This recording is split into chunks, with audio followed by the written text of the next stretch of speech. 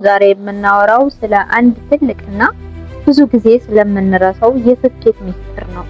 ዓለማችን በጩኸት የተሞላች ናት። የሶሻል ሚዲያ፣ የስራ ግፊት፣ የቤተሰብ ኃላፊነት ሁላችንም ወደ ውጭ ነው የምንመለከተው። ነገር ግን ትልቁ ድል የሚጀምረው ወደ ውስጥ በምንመለከትበት ነው።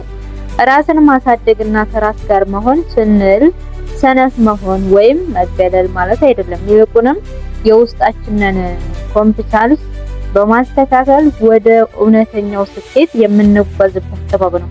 ዛሬ ለስኬታችን መሰረት የሚሆኑ 6 ዋና ዋና ራስን የማዳመጥ ነጥቦች በጥልቅ እናያለን። ይህንን አንድ ሰዓት ለራሳችሁ ስጡት። የመጀመሪያው እና ዋናው ነጥብ የውስጣችንን ድምጻችንን ማዳመጥ ነው። ብዙዎቻችን የምንመራው በሌሎች ሰዎች ፍላጎት ወይም በማህበረሰቡ ግፊት ነው። ዶክተር፣ ኢንጂነሪን ወይም ነጋዴ እንሆናለን፣ እነጋገራለን። ነገር ግን የእኔ እውነተኛ ፍላጎት ምንድነው ብለን ብንጠይቅ አንጠይቅም። ራስንም ማዳመጥ ማለት ያንን በውስጣችንን ያለውን ድካም ግን እውነተኛ ድምጽ መስማት ነው። አእምሯችን ሲረጋጋ ልባችን ምን ይለናል? የተግባር ልምምድ። አሁን ለ5 ደቂቃ ያህል አይናችሁን ጨፍኑ። ዙሪያችሁን ያለውን ጩኸት አትስሙ። ወደ ውስጥ አድምጡ። እኔ ማን ነኝ? ምን ማድረግ እፈልጋለሁ? የሚለውን ጥያቄ ብቻ ደጋግማችሁ ጠይቁ። ሁለተኛው ነጥብ ራስን መርዳት ነው። የውስጥን ድምጻችንን ከሰማን በኋላ ያ ድምጽ ምን ማለት እንደሆነ መተርጎም አለብን። የኛ ጠንካራ ጎኖች ምንድናቸው? ድክመታችንስ ምን አይነት ሁኔታዎች ናቸው? የሚያስደስቱን ምን አይነት ነገር ናቸው? የሚያናድዱኝ። ራስን ማዳመጥ በህይወታችን ውስጥ ያጋጠሙን ውድቀቶች እና ስኬቶች እንደገና እንድንመረምር ይረዳናል። ለምን ውድቀት? ምን ተማርን? ለምን ወደቅን? ምን ተማርን? ይህ እውነት ለቀጣዩ እርምጃችን መብራት ይሆናል። የቆርቆሮዋ ቤት ውስጥ ያለ የውስጥ ጥማቱን እንደተረዳው ወጣት እኛም ባለንበት ውስጥ ሆነን ራሳችንን መመርመር አለብን። በሶስተኛው ነጥብ ግባችንን በግልጽ ማወቅ ነው።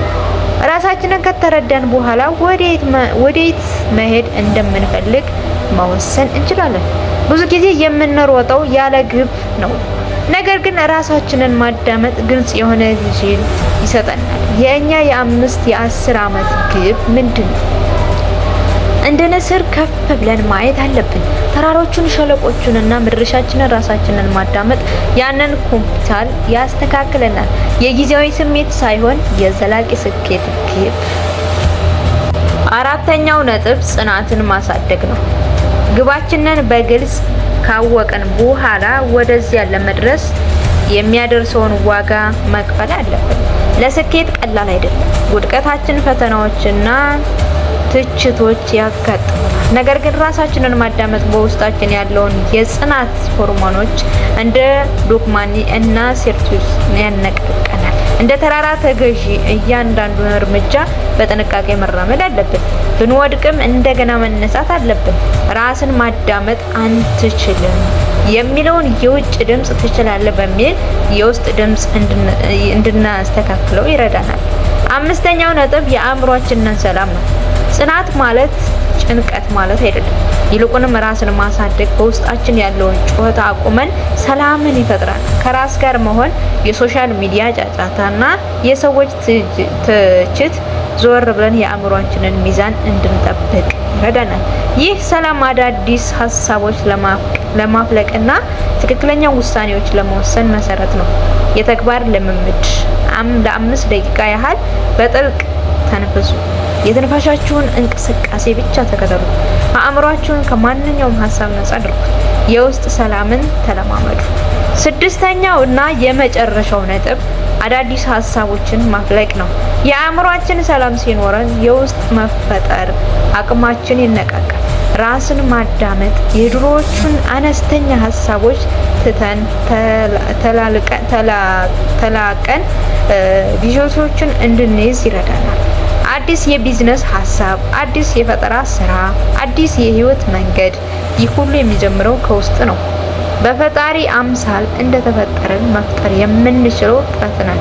የውስጣችንን አቅማችንን ካነቀን ውጫዊ ዓለም የመግዛት አቅም አለን። ዛሬ 6 ዋና ዋና ራሳችንን የማዳመጥና ከራስ ጋር የመሆን ነጥቦች አይተናል። እነዚህን ነጥቦች የስኬታችሁ መሰረት ናቸው። ዓለም በጩኸት የተሞላች ናት። ነገር ግን እናንተን የውስጣችሁን ኮምፒውተር አድምጡ። ራሳችሁን ተረዱ። ግባችሁን በግልጽ ወቁ። ጽናታችሁን አሳድጉ። የአእምሯችሁ ሰላም አግኙ እና አዳዲስ ሀሳቦችን አፍልቁ። ወደ ውስጣችሁ ስኬት የልብ እንጂ የወርቅ አይደለም። የውስጣችሁ ዓለም ካነቃው ውጫዊ ዓለም ይገዛላችሁ። ስለተከታተላችሁኝ እናመሰግናለን። ለተጨማሪ ህይወት ቀያሪ ቪዲዮ ቻናላችንን ሰብስክራይብ አድርጉ። በጽናትና በጥንካሬ እናሸንፋለን። ቸር ቆዩ። እኔ ማን ነኝ?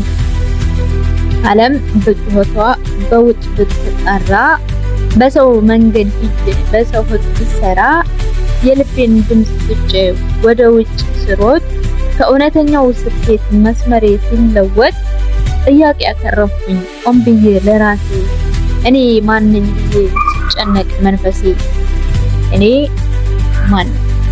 በሰው አስተያየት የማለፈው ድንቅ ከውጭ ከሚመጣው የሐሰት ዕውቀት የመራቅ በሌሎች ፍላጎት ህይወቴን የማልመራ የውስጤን ኮምፓስ አድምጬ የምሰራ ራሴን የተረዳው ድክመቴን ያወቅኩኝ ከውድቀቴ ተስፋ ዕውቀት የቀሰምኩኝ ለቀጣዩ እርምጃ መብራቴን ያበራ በልቤ መረጋጋት የውስጤን የሰማው እኔ ማን ነኝ?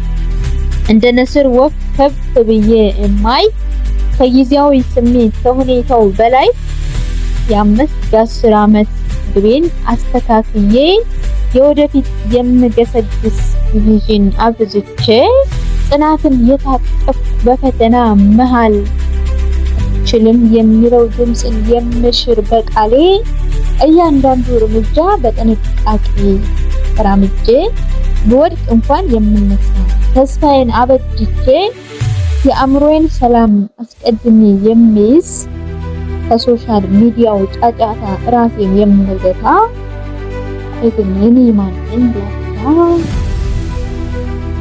እኔ ይህ ሰላሜ ነውና ለአዳዲስ ሀሳቦች ትክክለኛ ውሳኔ የምወስንበት አቅሜ አዳዲስ ሀሳቦች ከውስጤ የሚያፈልቅ ከትላንቱ አስተሳሰብ ወደ ታላቅ የሚዘልቅ በፈጣሪ አምሳል መፍጠር የሚችል ፍጡር በፈጣሪ አምሳል መፍጠር የሚችል ፍጡር የውስጡን ማንነት አቃጥቼ የምኖር። ስለዚህ እኔ ማን ነኝ ብዬ ጠየቅኩት ጥያቄ ሆኜ እንደምናኝ እኔ ማን ነኝ ብለህ ውጭ አትፈልገኝ፣ የልቤን ድምፅ ሰምተህ ከውስጤ አግዘኝ። ስኬት የልብ እንጂ የወረቀት አይደለም። የውስጤን ያነቃል። ዓለም እኔ ማን ነኝ? ዓለም ተገልብጣ በጫጫታ ሞልታ ታስጨንቀን ጀመር። እኔ ማን ነኝ ማለት ጥያቄ አስረስታ ማውራት፣ መጮህ፣ መሮጥ